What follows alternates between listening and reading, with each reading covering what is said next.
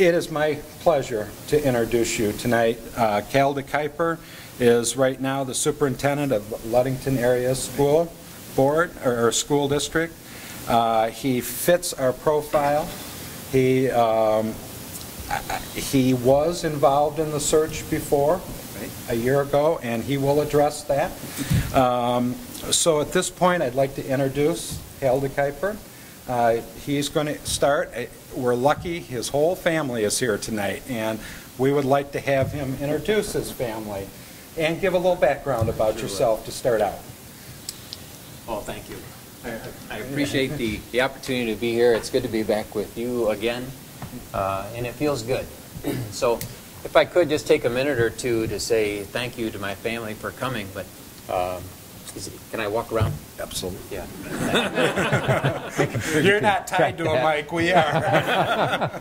But if I could, I'll introduce you to my wife, Beth. Amazing woman, 29 years. I didn't know that until a couple of days ago. She reminded me. I said, oh, well, it just feels like it was yesterday. It really does. Miranda is our oldest, and Miranda is here. She's a recent graduate of Hope College, lives here in Zeeland. Works at Gentex, and just as a plug for you, Miranda and Gentex, she says great things about Gentex. It's fun to talk to her, and I love it when she's off payroll. So, ours, yes, not theirs. Chelsea is our middle. She is senior at Grand Valley. Thanks for being here. She is interviewing now, actually this week, in the last couple of weeks, for graduate school, PA school, physician assistant. Very proud of her. She's a great girl. And Cameron is our youngest, 13 last time, 15 now in a few days, right? Cameron is just a great kid, and he said all the right things the last time, and he's very sincere about all of this now. But Cameron's interests are, you know, kids are what they are, and everybody has interests, and his hobbies are golf and tennis, and he's a saxophone player. So that's my family, and when you have a superintendent that comes in, you get the whole family, and that's the family. So thank you. So, a little background about yourself, and sure.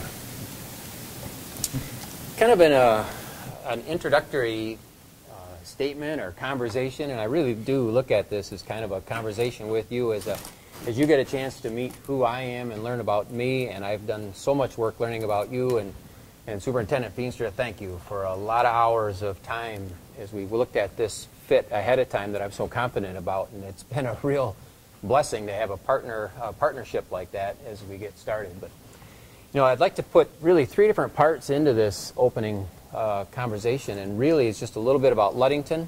I'd like to talk just a few minutes about last year, and then look at, you know, why now. And so you need to know that Ludington is a pretty amazing place, and I love that place. The people that I work with are truly teammates. They're friends. They're, you know, you look at it, it's a small town family, and when you drive through town, you wave at everybody. I remember my brother-in-law took my car one day, said, my goodness, do I have to wave at every single car? And yes, you do, because it's like that. And I have learned that that's a lot of the family feeling here that I was wondering about ahead of time. Will I still know people, and on a personal level where you get to know people and family, and you do. But Ludington is a place that I really relish as a team, and that feeling, and that is a hard thing to leave. When you have put that together, and it's not a game where you put it together on purpose. It just happens, and that's who people are. The community is extremely loyal. They love their school just the way that you do here. There's a tremendous sense of pride. There's an O on the back of every single car, just like you have a Z on every car here when you drive around, and there's a pride in what you've created, and that's what I like. I was not looking for work. There are times that superintendents are looking for work because something isn't working there, and it is so not that. It works, and we like each other. We're teammates completely, and everything that we try to do, we solve together. But then the phone rang, and the phone rang, and surprisingly, I need you to know, I was not looking for work a year ago. And when the phone rang, and they said, the gentleman said, this is representing Zeeland. Well, the phone rings often, and they say, are you interested? And I've always said, thank you for calling. No, I love Ludington. And it was Zeeland, and I knew about Zeeland. It's a pretty special place. I remember looking at Beth one day.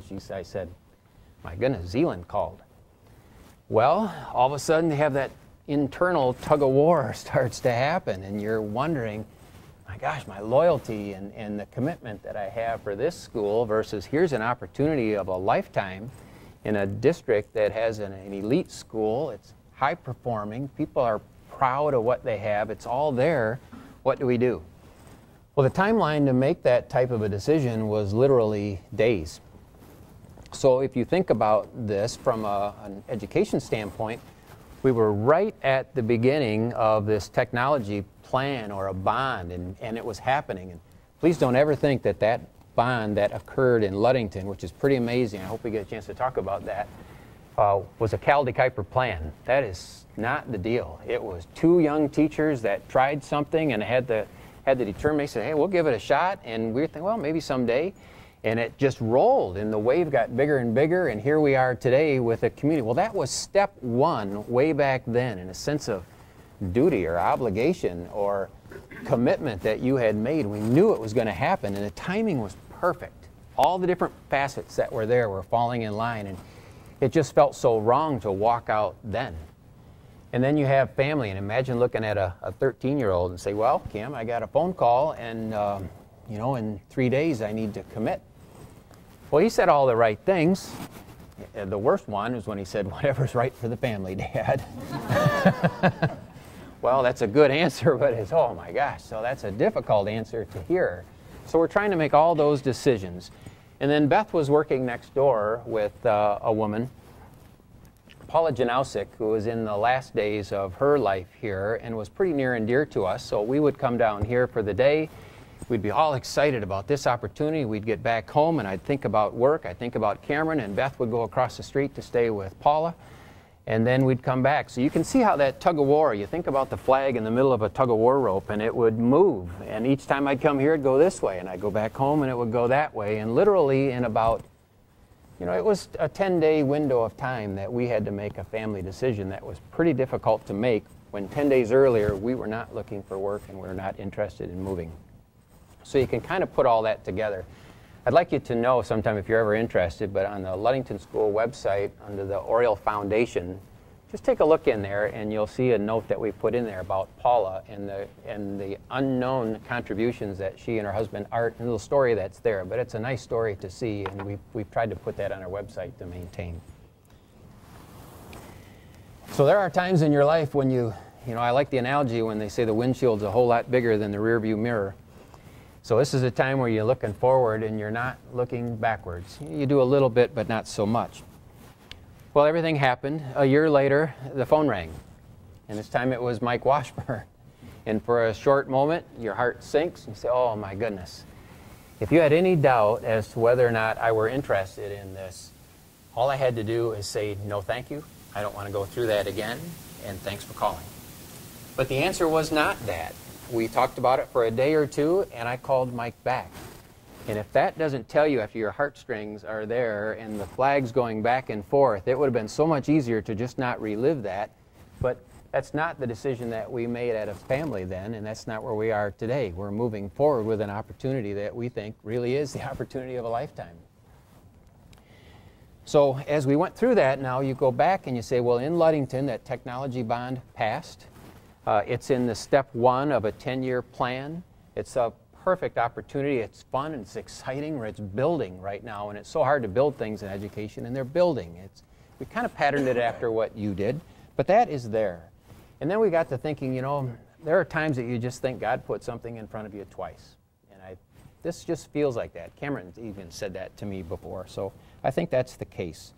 Financially, the district is in pretty good shape. There is no such thing as a school district that is in really great shape in this economic environment. We are always worried, and that's not the case, but we're in shape really because of what the staff did there. Maybe that's another conversation. That is all there.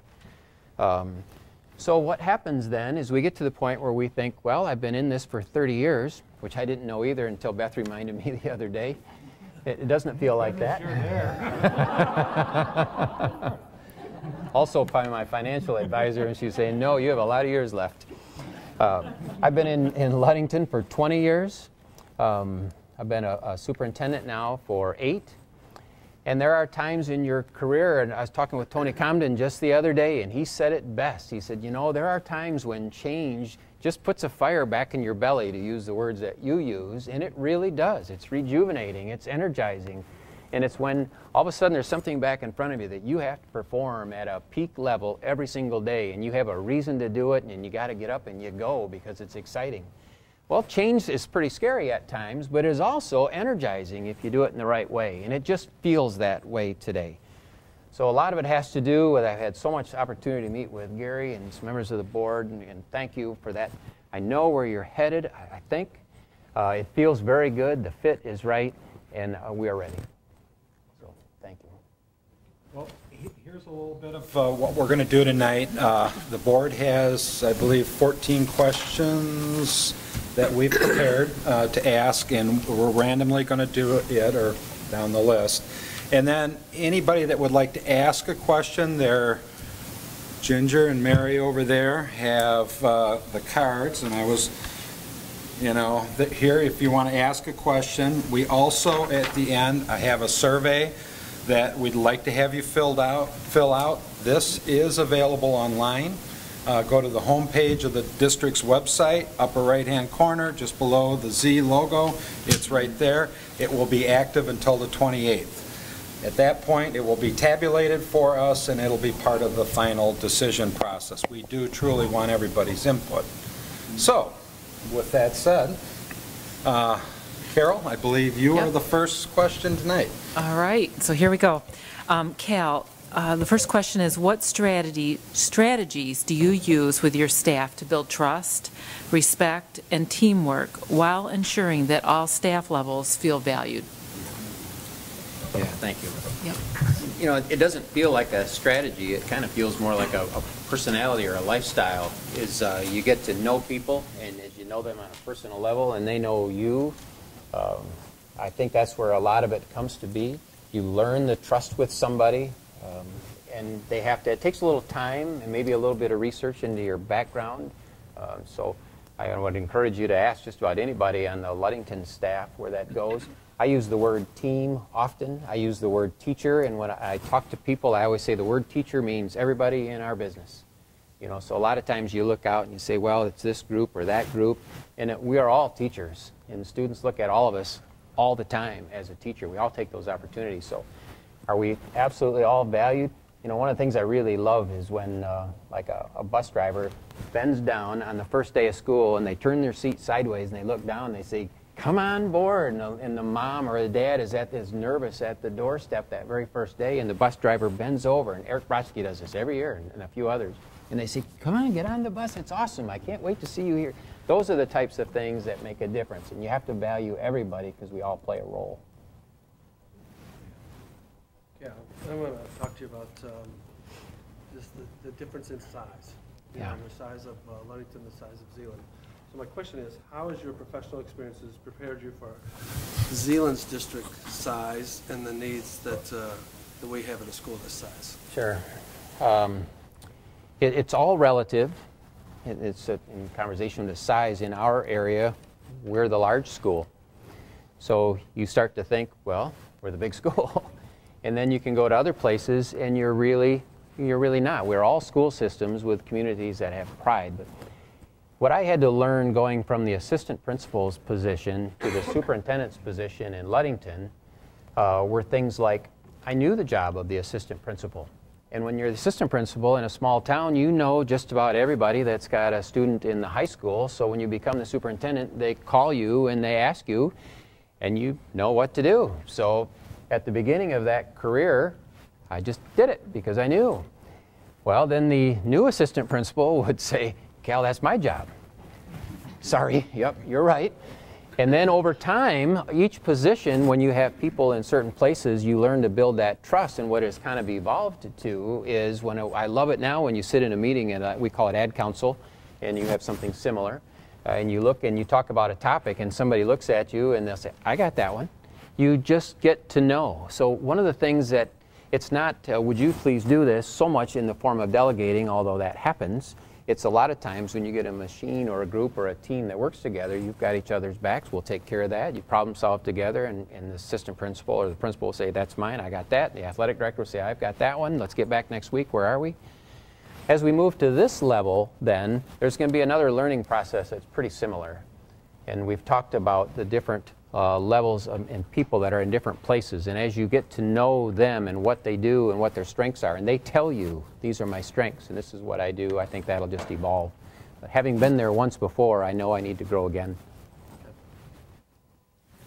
And just so everyone knows, the Ludington is approximately 2,000 students, where we're about 50, if I understand the number correctly, just to give a little bit of relative size. About 2,200. Yep. Right. So. Okay. Linda. I have the next question. What process do you follow when dealing with a staff member who's not performing at the district's level of expectation and may need to be terminated? Sure. We've never had to go to a tenure hearing in that question, so I'll finish with that. And I think there's a reason for that. I really think that we're all good people on the inside, and we all want to be good at what we do. It's not very fun to go to work when you know you're underperforming or when I don't fit. You know, there are times that we have health issues in life that we've got to pick it up for somebody, each other, but this is not the type of question you're asking. So what I try to do is figure out, okay, what can I do to help you? Because I know this is not what you want. And you try to do it with dignity, find a way to get to where they want to be. We have never gotten to the place that we've had to go to a tenure hearing. We've been honest with each other and said, you know, this is probably not your business or your lifestyle to be in. This is probably not where you belong. There have been times that people come back and they'll say, you know, I'm really glad you said that because I'm a lot happier now. There are other times that that doesn't happen. But the way we do it is straightforward honesty in a dignified way and say, what can I do to help? Cal, I'm next. How do you perform your role and responsibilities as superintendent, yet delegate responsibility and authority to your administrative team and staff? Well, it's as a superintendent, you have to remember that you are responsible for everything that happens. And so no matter where in the district, at what level, it's your responsibility. And most of the policies and guidelines say the superintendent shall or the superintendent will. And so you have to live knowing that you're responsible for everything, but at the same time knowing that you have great people in great places. And that's the whole key to this business, I really think, is surrounding yourself with the right people who do the right things and learning what their strengths are and what their passions are, so that your job as a superintendent oftentimes is to clear hurdles so that they can do what they want to do. So I think one of the things I'm going to learn here in a district that is this size is that you can't do all of those things you're accustomed to do because it'll swamp you. I'm going to have to learn and listen to the team that's in place as to what is it that they do, so that as I move ahead that I can catch up. I'm going to change my question a little bit, just please, because Linda hit the discipline issue and Mark hit the issue there. And my question was about professional development. You've been an athletic director and been an assistant principal, but what does professional development look like from a strategic standpoint? How do you, in fact, intentionally do professional development with your team? You know, sometimes I just need to talk about the team that I have now on this one, and I'm working very hard to look forward, but this is one thing I'm really proud of, the group that we have. Professional learning communities is it's kind of a buzzword, but it means similar to professional development, but the idea is that we work together, not as individuals. And I really think where we've gone is to that step completely. So much so that we've entrusted the agendas for professional learning communities days. You know, a principal or an individual or a school improvement team leader doesn't want to be the only person to say, well, what are we going to do on the next PLC day or the next professional development day? Those agendas are built by the team that's there, probably patterned after your school improvement plan or your school improvement goals, or maybe some ideas that are happening in that particular building, and they're individual to each building. So occasionally you'll meet together as a complete staff to start those days. More often I like it when that team goes off and they've already decided together what it is that they want to do. We've even gone so far as to set it up that the principal and the school improvement leader, teacher, they design it together. In fact, I'd need you to know today, Thursday, tomorrow, we have the principal of the high school and the teacher who is probably our best teacher in the school system, who is the head negotiator for the union. She is a top performer. And they are in Las Vegas presenting to an English department, English meeting on exactly that topic. PLCs are built together. So the answer to the question is professional development comes from within. What are our goals? Where are we going? What do we need to do together? And then we build that agenda together. All right, Cal, how do you communicate and keep the Board of Education informed of issues outside of board meetings? Well, first remember that I work for you. And I know you know that, but just as people to understand the process is the superintendent reports directly to the Board of Education. Early in a career or a relationship with the board, there will be a lot of communication, and I'll learn from you how informed you need to be. What I did in my first opportunity as a superintendent is I call them Friday updates or Monday updates, some type of a written communication. Whenever there was anything that was going to be critical, I might give you a phone call, and depending on the level of sensitivity, I might visit with you in person, each one at a time. Always worrying about those rules of open meetings and all of that. But the level of communication sometimes seems to be a little bit less over time because you start to learn how each other works and the types of communication that you want. But that will evolve over time. But at the beginning, I'll listen to you a little bit on what you want, but those are the strategies I've put in place before. Mm-hmm. Just so everyone knows, if you have a question or want to ask anything, there are forms you can fill out, and we'll filter them through there and ask those when we're done. My question talks back about technology. Mm-hmm. You know, you've talked about a bond issue, which is very intriguing to us, and how you did that. But let's talk about technology and how you're using it in your district for learning and teaching, and what leadership do you think you'll bring to Zeeland, understanding that we have a major technology initiative. Well, the leadership that we'll bring here, I think we have to remember that you're the model. And you are what everybody else has been trying to pattern. You are out front, and sometimes when you're out front, you know, people will say, well, you should have done it this way, or maybe could have done it that way. Well, when you're out front, you take that risk, and that's okay when you get to that point. So we've kind of patterned what I have tried to do with our team after you. I think the experiences that we've had we are completely embracing, and I truly believe in what it does is it creates that partnership or that team relationship between the teacher and the student, and it's so much easier to facilitate that now than it was before. And so it's really quite exciting where we are headed. One of the concerns that you have in technology, though, is you know, a replacement and a pattern. How do you keep that going? Once you've started it, it's an expensive venture. What's the way to facilitate the repetition and put that back in place? So we have been following what you do. We actually Skyped in the other day with your technology director, who was first class and very helpful with our whole team, and we're trying to pattern things here. Hope we didn't charge too much. No. No, you're hoping we charge, Yeah, right? well, That's not really- too much. Okay, good. Cal, I'm on for the next one, and I think you alluded to this. You know how important the school is to the community. So my question really is along that, how do you establish or build on the partnerships between the schools and our local businesses, our industry, and some of the nonprofit communities and Sure. in the community? How do you envision that? So the partnership between the school and the community is best when it's two-way.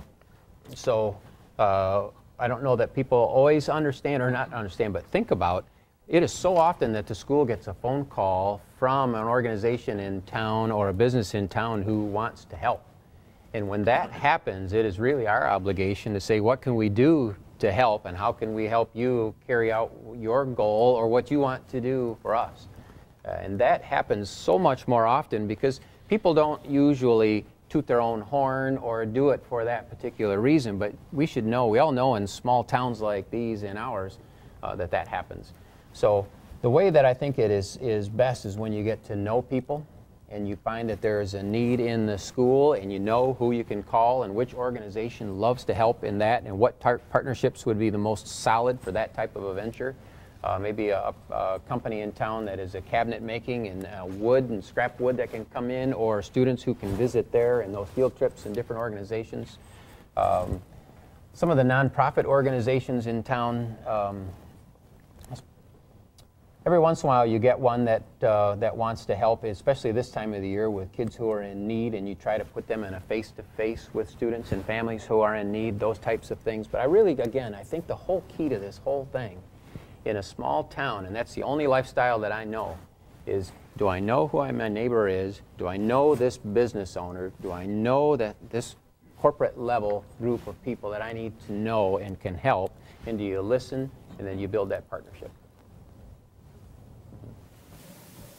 You know, Cal, one of the things that we look at as superintendent is to provide vision for the future. I guess if you had a crystal ball, and, you know, obviously in a district our size, you know, a vision takes a team. So what do you think will look like in 5 years, or what do you envision a 5 years might be like? I understand there's a lot of dynamics involved in that question, but if you were to say to me, where will we be in 5 years, I don't know that you can answer that in a way that is specific. And I know it sounds a little bit repetitive, but it is truly what I think. The way that you get to that answer is you build on the pride that's here. You find the team. Where are we headed? Why are we headed there for this particular reason? What needs to be solved? And what's the goal? What do we need to do? Whether it be a technology bond, where it needs to be a construction bond, whether it needs to be just a simple change in the curriculum that we want people to know about, where are we going and why? And one of the hardest, most difficult things to do is to predict that future. So we've gotten pretty good at trying to say, well, here's where I think it's going to go. Let's get out in front of that so that we're ready when it hits.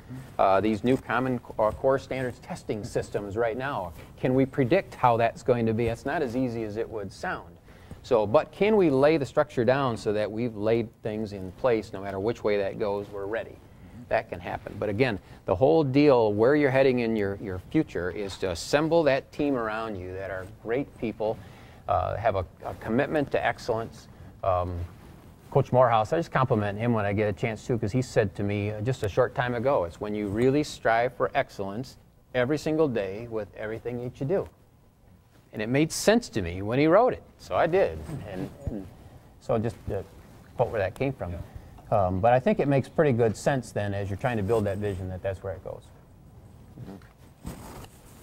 I'm up next. I've got two questions to ask you, and for my fellow board members who are following, I'm going to ask them, and I'm going to flip the sequence around. So I'm not skipping number 10, I'm doing 11 and then 10.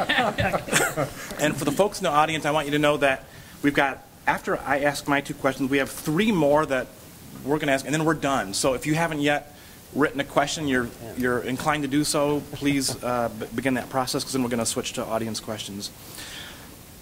Cal, there are strong traditions and a strong culture present in the Zeeland district. What do you anticipate doing to learn it, embrace it, and promote it, or change it for the better? I think it's one of those answers where, you know, I think I need to learn your culture and immerse myself and our family into what you have here. I've had great conversations with Superintendent Feenstra about that. What is it, and who do I need to meet? Who do I need to get to know? I think an entry plan would be very similar, not so much as to what we're going to do and when we're going to do it, but who to meet. Try to learn exactly what that culture is and what those family values, philosophies are, so that I become part of that. And then once that all happens, if there are experiences that I have that I can say, here's an experience that I had or that I learned about, and we could improve on this, what do you think? that's when that would start to happen. So the plan that I would have is to try to get to know as many people as I can. Okay. This one is connected to it. Zeeland is a growing and changing community. So we just, previous question talked about the strong culture, but it's a changing and growing and evolving culture. And one thing I've learned in the last year and a half is that we as a community, I think, are wrestling with change and how fast and how much and if at all, and that there's some legitimate and honest differences of opinions between important stakeholders. So the question is, how would you get to know the stakeholders and parents across the district, and how would you gather input and involvement to help us be led to where we need to go, given those different kinds of feelings out there? Sure. Kind of a two-part answer, really. One of the things we can sometimes get trapped in is to thinking that there's this is right or this is right. And so, well, we want to change. Well, no, we don't. And then there's a winner and a loser and a right and a wrong, and as soon as that happens, it becomes divisive. And usually there's something in the middle that we all seem to agree to, or I'll take a little bit of this and a little bit of that. So that the philosophy of life that I kind of live with is, it's not you're completely right and you're completely right. It's we're probably in this together. What is it that we believe in so that we build that? The answer to the question is, where do you get all of this information, is something that I've got to learn. And the reason for that is it's bigger. And so in a smaller town, when you have been there for 20 years, like most of you, could ask a few questions in a few circles, and within a short time the answers would start to come back in. And we can do that even faster in a small community. So you can just drive through town and roll your window down and ask.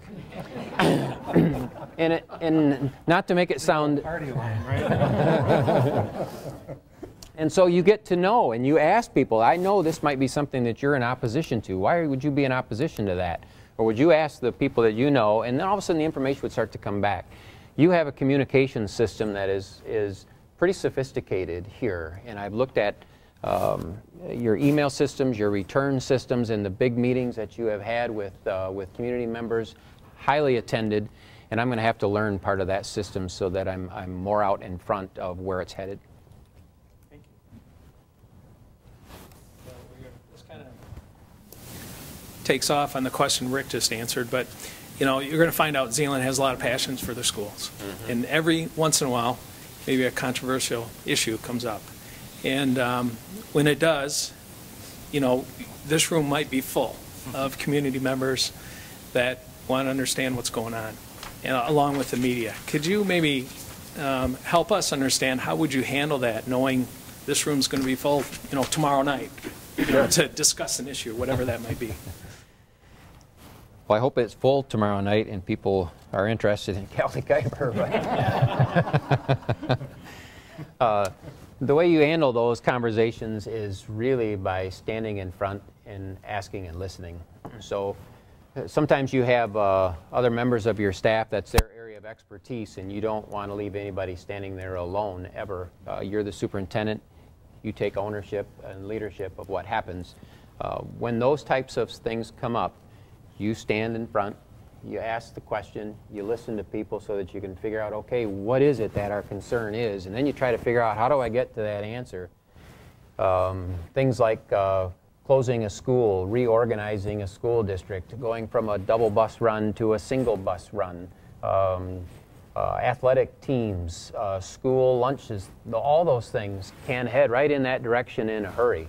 And so not so much that you want to be in front and have already made the answers, because sometimes you don't know what that answer is. But there are also a lot of times that you didn't see something coming and you missed something. And when that happens, you say, I see that, and I didn't see that before. But if you don't take the opportunity and the time to have, it could take a long night. But create a system so that groups, one of the things I like to do is break groups up into smaller groups so that everybody gets an opportunity to talk in a smaller group instead of all of us waiting one at a time for 200. It's more efficient. Everybody's opinion gets in there. You try to decipher it, put it back together. Maybe you have a meeting in the next couple of nights and say, now here's what we've discovered. Where are we now? Yeah.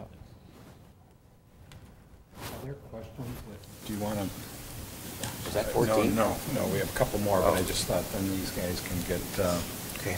Linda, do you have a? Yeah, I have the second to the last question. Okay. What impressions do you have about our school district, and what would be your passions and priorities in moving us forward? The impressions that I have of this school district are what they were for the 4 years that we drove through here so often. And it's just a great school district with a community that has tremendous pride in their school. I live now in a community that I think is very similar. If there's something in their school and you're not performing, they say so. And that's exactly the type of place that I want to live. I don't want to live where you settle for second best or here's where I think we ought to be and that's good enough. It isn't. These are our kids, these are our future, it's where we're going. So I think where we're headed in the future is really, I've tried to answer that a little bit. It's very difficult to predict, but the passion that I would have and the question that I had from the very beginning here that I'm very comfortable with now, because it's taken some time to learn, is the district large, so large that you won't know people on a somewhat personal level? I have to come to agreement, or just in my own mind, that I'm not going to know every single employee on the first day. I won't teammate. I won't know every parent. But if you start to attend events and you take time when you walk through a school to shake somebody's hand and say, hello, I'm Cal DeKuiper, and what can I do for you and what hurdle can I get out of the way, then I think over time that all starts to happen. And so the question I had, and I appreciate the time, was, can that happen? Because I don't want to work in a school system that is so big that won't happen. Mm-hmm. I think I have the last question. We talked a little bit about the size difference between Ludington and Zeeland, and that has been a concern of some of us. So what do you think your biggest challenge is going to be, leading this district compared to Ludington, and how to get around that? Well, the biggest challenge is going to be to learn the internal systems of conversation and communication so that, it's pretty easy today. You can take an afternoon and get to each building and pretty well be up to date. I have to learn all of that, and I know that you have systems in place, and that's going to be a challenge to get to know. So I think for me as a leader, one of the most difficult things is going to be how to manage a district that is just a little bit bigger when the communication isn't quite as easy. And one of the real keys to making sure you're all on the same page is so obvious, it seems, it's communication. And as soon as you get that little area over here that they've heard something different than that group has heard, then all of a sudden you're trying to catch up and get everybody back on the same page, and that's wasted time. So I think one of the biggest things I want to work on is to try to learn what's the communication systems that are in place and how can I fit in. Mm-hmm. Well, at this point, we've concluded our questions. I don't know if you want to respond or with questions to us now, or if you'd like to wait until after we get some community questions. And then after that, we're going to break for a short period so that Cal and your family can meet everyone and mingle with everybody for about 10 minutes or so. Then we're going to reconvene again, and then we'll give you the next steps of what the plans are for the rest of the week and the field trip that we have planned to Ludington. Very good. So would you like to, do you want us to continue asking questions, or do you want to respond to? If we have community members that are here, I think I'll listen to their questions and do the best I can. Okay. And actually, we're going to read those. Ron and I are going to read those questions. There are a couple of questions that, just to let folks know, are some real specific concerns that might be better addressed by our current interim superintendent. So if you do not hear your question read, please feel free to stop up and contact Gary Feenstra at some point in time. We're going to stick with the questions that are interview questions for Cal. So the first question is, we are losing many of our students to educational offerings in the area, charter schools, Christian schools, in-academy, etc. What do you think you're going to do to keep Zeeland students in Zeeland public schools?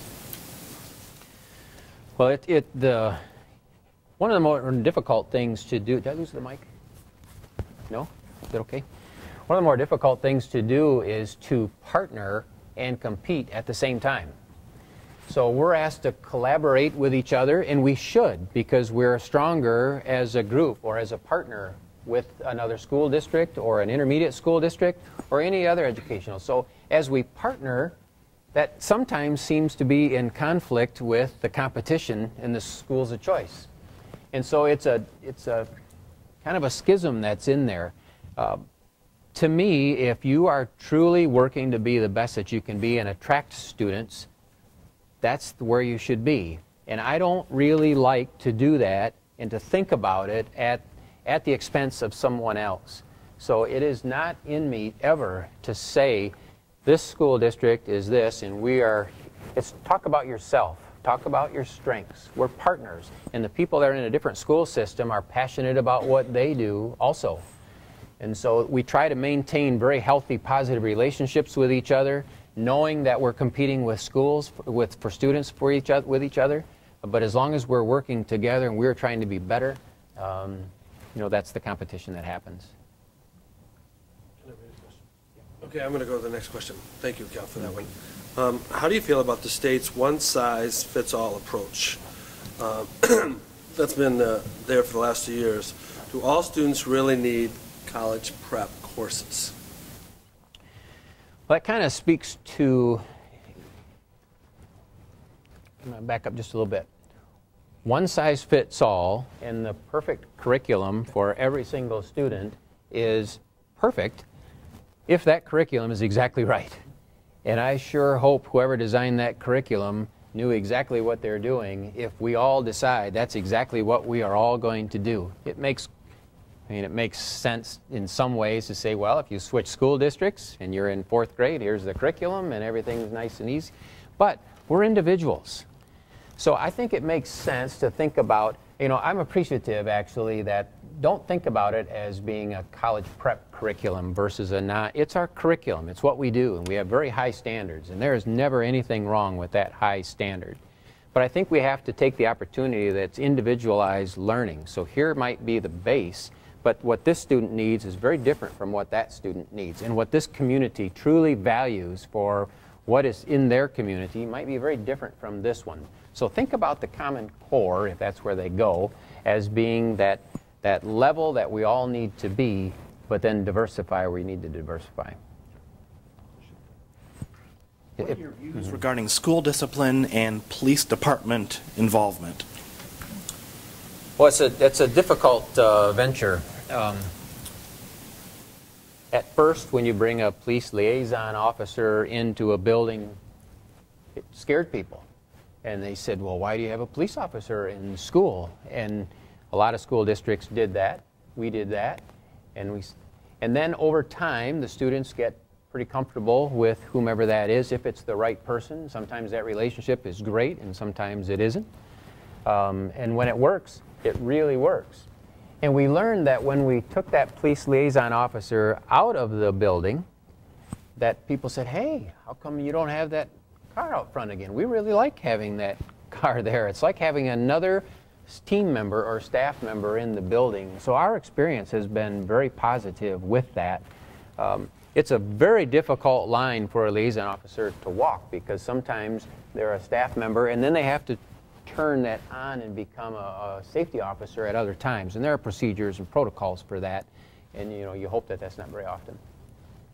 And let me follow up on that, Cal. So thank you for that answer, but I'm just guessing, and I don't know for sure, that this parent's or this person's question was probably more about the tension between disciplining at school and maybe not turning something over to the police department versus turning something over immediately. And forgive me, person who adds this, I'm just trying to read your mind here, but so not so much the liaison, but the walking that line of when you turn something over and when you don't. As a district to have to turn something over, is that?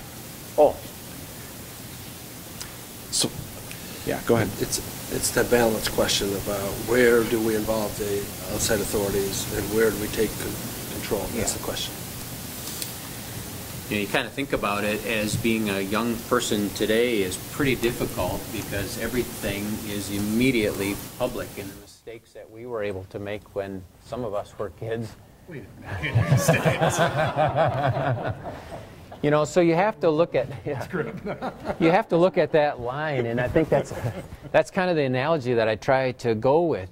There are times that kids make mistakes, and we have to look at the level of what that mistake was. You have to try to stay somewhat consistent with that, but it does bother me sometimes that every single little tiny thing that every student does, because of electronic communication systems today, could be so forefront, and they don't get a chance to make a mistake and learn from it. But there are other times when you cross that line, and to ask me to give you where is that line, it's a pretty difficult answer. But there is some gray area in the middle that's troublesome. Does that help? And every situation is going to be unique. So you have to make a decision. Let me ask the next question. Zeeland has high ideals on how the superintendent relates to staff, community, engaging on a relational level, you know, and you've talked somewhat about that tonight, but give us your, and I think it expounds upon where Carol was at. We've heard that you're a team player with the staff, but what does that look like when it comes to our parents here, when it comes to, I was at parent-teacher conferences the other night, and where's Cal in that, leading the community, not just the staff? I think I'll just use the example of a parent-teacher conference. But I really enjoy it when you can go to, even though it might have been Cameron's conference, and Beth spent some time in the line for the teachers while I talked to everybody else that was there. But that's what we do, and once you get to know people on that level, that's the type of thing that I look forward to. You try to attend all the events that you can. In these first few years, it's going to be a lot of events. As a way to try to catch up, and I look forward to that time when you get to know people on that method. But Beth will tell you, I think if we attend some type of a school event, she just says, "Where's Cal?" Because I enjoy that part of the job. I'm going to ask this question because I think it's a build on or a follow-up to the question I just asked. Okay. And this is from a separate parent. As you see changes that are needed to improve the districts, what will you do to create an environment to build confidence with both parents and staff while you implement these changes and goals? Well, the key to confidence is transparency. Here's what you told us the situation was. Here's what we're trying to do to fix it, and we're going to show you what it is that we're doing. So confidence comes over time, and when you I'm going to give you an example, and it's hard to talk about things on a personal level because it just doesn't always feel right. But I'm really proud of the way that the community in Ludington responded to that technology bond, and I think it's because of the confidence that was built over time. When the folks before me said, "Here's a sinking fund, and we're going to remodel the high school, and we're going to do with this, and we're going to over here on this side, we're going to renovate all the elementary buildings." And then my job was to implement that plan with the team that's in place, and every single, probably 3 times a year, we keep it on our website. Here's what we did with those dollars. Here's what we did with these dollars. We want you to know. With the technology bond, if you go to the website today, we're trying to put that in. Here's exactly what we're doing. Here's the plan that we brought to you. Here's what we said we were going to do. Here's what we're doing with it. And as we adjust it, because we need to adjust it, here's the adjustments that we made. And I think over time that confidence starts to build, and the key to it is being so honest and transparent right up front. Cal, how knowledgeable are you regarding mental illness, autism spectrum disorders, and behaviors associated? I don't think you're ever as knowledgeable as you need to be. Those are all things that require people to give you advice. Here's situations, and they're difficult ones sometimes, and there's such a range in all of those terms and words that you just used. So each school district has a number of students that has such special needs in different ways, in unique needs is what I'm looking at. And so I think what you have to know is, of course, we have a lot of experience, but each individual case is so unique that it's going to be a little bit different. You have to be willing to listen and find the people that can give you the advice. Do you have another question? Go ahead. I think mine should be the end. Okay, I've got, actually, this is sort of a similar kind of question, so maybe this is a good follow-up. Who do you feel should be at an IEP meeting, and should the parent's voice be considered more than the school staff? So a parent with some concerns about the balance there, sure. probably. Well, IEP is a team. You want to explain what IEP, because not everybody understands. Go ahead. Yeah, individual educational plan. Yeah, that's for the public. It's a meeting where you get together to determine what is the most important thing that we should do for this student who has a particular need, whatever that need might be. So that team that gets together, you try to create a balance, and that team, of course, includes the parents. And oftentimes, they know the most because they live with that student. They know exactly what helps and what probably doesn't help. And so that team starts to build a plan together, and that's what an IEP really is. Who you invite depends often on what the difficulty is, or the circumstance is, or the positiveness is that you're trying to solve. And some are fairly simple, and some are incredibly complex. And when they're complex, you invite more people in, and you say, okay, where are we going? Sometimes it makes it a little bit more difficult, because then as you adjust that plan, you have to get all those folks back together, so it takes a little, but if you truly value that as a school system, you'll do that. You pull those folks back in, and you try to decide. So you build that plan together, and where that plan takes you is where you go. Thanks, Cal.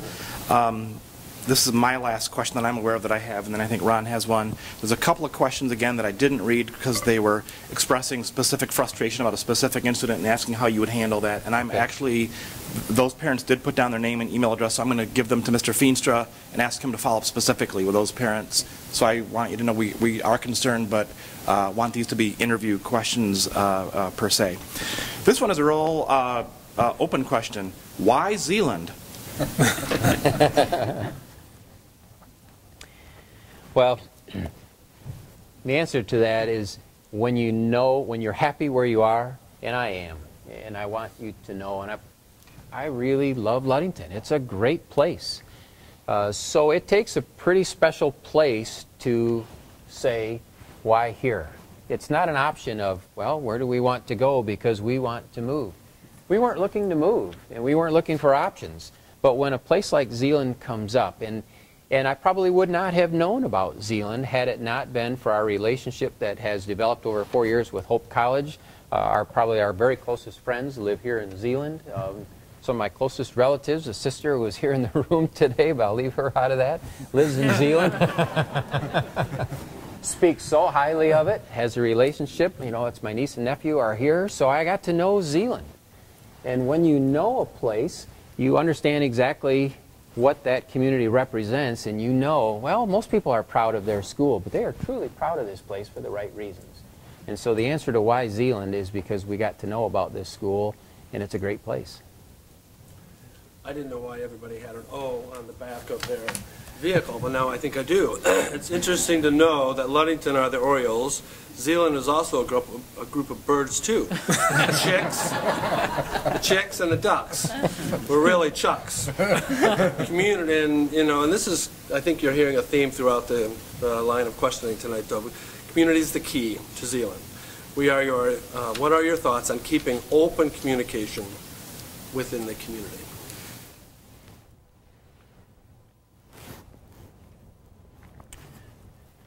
Kind of rephrase that for me, could you? I'm not sure I'm following exactly where that's going. Well, okay, I'm going to say, what are your thoughts on keeping open communication within the community, i.e. parents, business, students? And I think if I could speak for the parent, it's about transparency. Yeah. Well, I have to learn the systems that are in place and the methods that you have. There's no doubt about that. I know the systems, what to do in Ludington, how to get to the people that we need to get to. Who does the news writing for you? Right. The newspaper. Right. A true compliment to the Ludington Daily News. I mean, the school is in the newspaper every single day. They do a great job. So if we need some type of a communication, we simply make a phone call and we say, can you help us with this? And we tell them the truth, and that's what happens. You know, news is usually good, and sometimes it isn't. What happens in news, it seems to be that we remember negative news a little bit longer than positive, but for the most part, news is very positive, and people like their school, and they're trying to care. So when you know those systems, and you know the radio station that's there, we don't have an email system that you do, and I'm very intrigued by that. I've tried to learn that. You have a communication specialist, Ginger, who's helped me out these last few days. And, I mean, very competent people who are professional at what they do. And I have to learn those systems that are in place that I don't have today. Okay. I believe that's it. Anyway, Cal, if you would like to ask any questions of us, this is your opportunity. After that, we'll go and break shortly for about 10 minutes or so, so you and your family can meet everyone and have a chance just to dialogue directly. Then we'll reconvene, and I will kind of give everyone a feedback on the next steps. So, and what the process is, how we'll be moving forward. So. Well, in this this last, I'm not sure how many months, but it's over a year, I've had a lot of opportunity to talk with you and others in the community, so most of my questions really are answered. And people who have just met me for the first time probably wouldn't always know that because you don't know that background. So just an explanation that because of this past year, I've gotten to know this place pretty well and enjoy it. But the question that I really have, and I think it's opportunity for me to hear that, to know, when you're the superintendent, it's your job. I report to you. Where are we headed? What are those top challenges so that I not exactly, but I have a very good feel for what are the hurdles, what are the challenges, what are the biggest problems ahead of us that need to be solved. Who would like to tackle that? Cal, I would just say, I don't know all of the challenges, but I think one thing that I see as a goal for next year is, or in the coming months, is building trust. And I think that's between the community, the staff, the board, just all of those pieces. I think we need to just go back, and you talked about those lines of communication, just figure those out, and how can we rebuild and be better than we were. So to me, I just see that as kind of one underlying thing in any of the goals, anything that we do, is there just needs to be trust.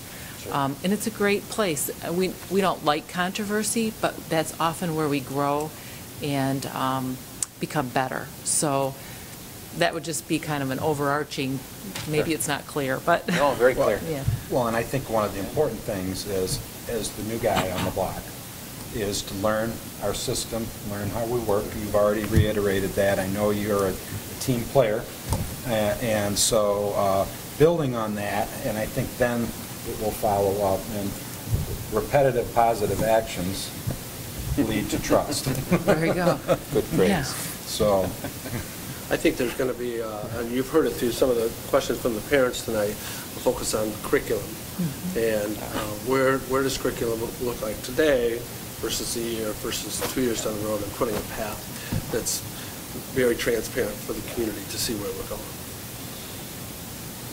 that's a broad spectrum.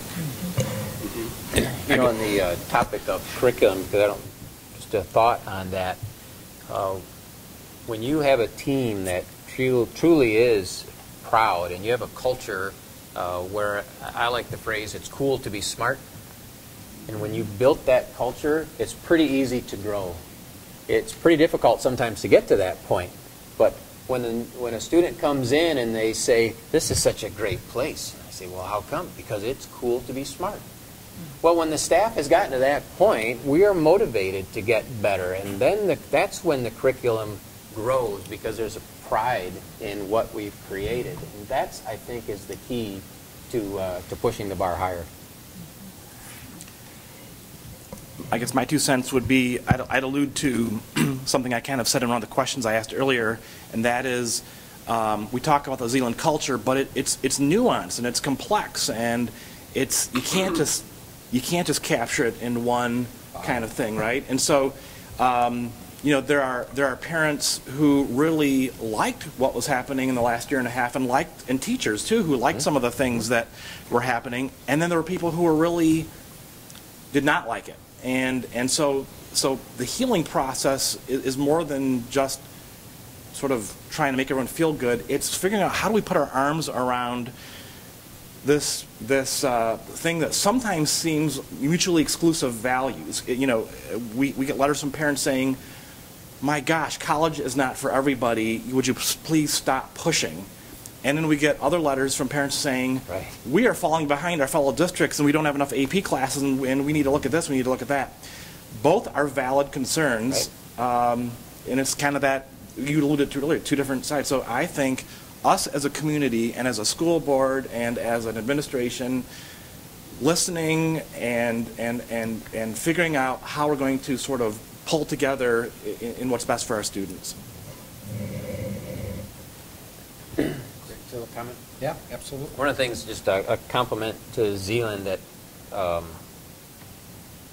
you know, one of the things I really like what you did is you put the two schools across the street from each other. And we've talked about that for years in our county. You know, it's got some challenges with it, of course, but you have provided opportunity that just doesn't exist in schools that are huge. You know, people can do things in both schools.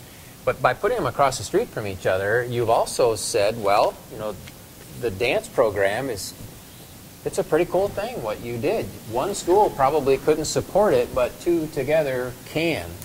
And so using that type of you know, what you've built, I think, is a nice way to try to sustain both ends of that spectrum. We actually talked about that. Jeff Mount is the superintendent at Mason County Central, and our districts are 8 miles apart. We said, well, what do you think? This was a few years ago. Could we do this? And we weren't ever able to really come to a system to make it work. But you know, you had the pattern there to try to follow.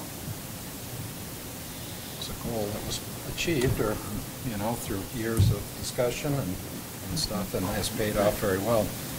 Anything else you'd like, or any other questions that anyone? With that said, let's take a 10-minute break, and then, and I would like to recognize one person, Mark Snyder. I'd like to recognize he's newly elected to the board, and will start his term on January 1st, so officially welcome you. And so, welcome. And so at this point, we'll take a 10-minute break. I'll call everybody back, and but feel free to meet and greet everybody, and then we'll kind of outline what the next steps are. Okay? Thank you so much for staying around and meeting our candidate. It's been a pleasure to go through this whole process. The question of next steps has been asked. Tonight was the beginning of the process. It was the open public interview. Tomorrow morning at 6:30, you get to rise and shine and meet with members of the ZEA. Good luck, I won't be there. Then you are going to go visit the central office. We have an ad council in the morning with all the administrators. School visits tomorrow. Tomorrow afternoon you'll meet the secondary teachers, support staff, and the elementary teachers and support staff. And then tomorrow night at the Howard Miller Library downtown, where you interviewed last time, right, from 7 o'clock, is it 7 to 9? Is another meet and greet, very informal, where you'll have an opportunity to meet the candidate. Then on Friday morning we have a meet and greet with some business and community leaders and government officials and members of the Education Foundation Board. So we start the morning off at 8 o'clock there. I will be there for that one. And along with the rest of the board, of course, is invited. Then you go on building tours again. And then Friday afternoon from 3 to 5 is another meet and greet at the Howard Miller Library. So we're opening this up to as much open involvement with the community for you to meet as many people as possible. We really much want the reviews and the feedback to come back onto the surveys, so that's an important piece to this whole process. On the sidelines, we've started and talked about your contract and some of the language in that, and I think that's not an issue at this point. And of course, it will be in the hands of the attorneys at that point, and which is another whole process. We will be doing reference checks. Cal has provided a very substantial list of reference checks, and we'll be breaking that list up as a board. Our consultant has already made a bunch of reference checks on you, and so that's part of why we're to this point at this. And then our plan is to do on the 27th a road visit to Ludington and visit the House of Flavors. And meet the community there, and meet the community downtown, and at all the different schools. I had to put it in, I'm sorry.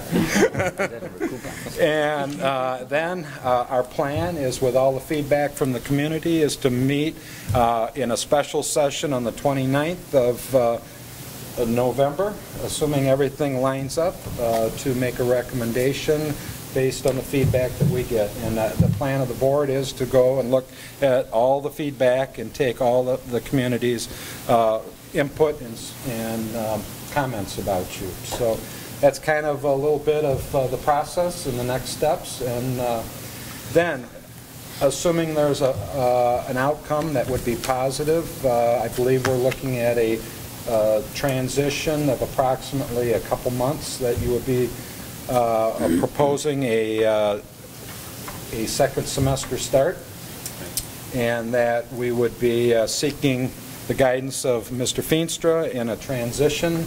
The timing is good. It's a good time while the school is in session and everything's going on, and the timing would fit. So I think that's positive, and your son has to get enrolled, and so there's a lot of things to happen. So anyway, any questions you have, or Just to make it real clear too, and put clarity on that, you know, I work for a school board in Ludington. I've had conversations with my board president, and we've discussed the transition potential timeline should this be a positive outcome.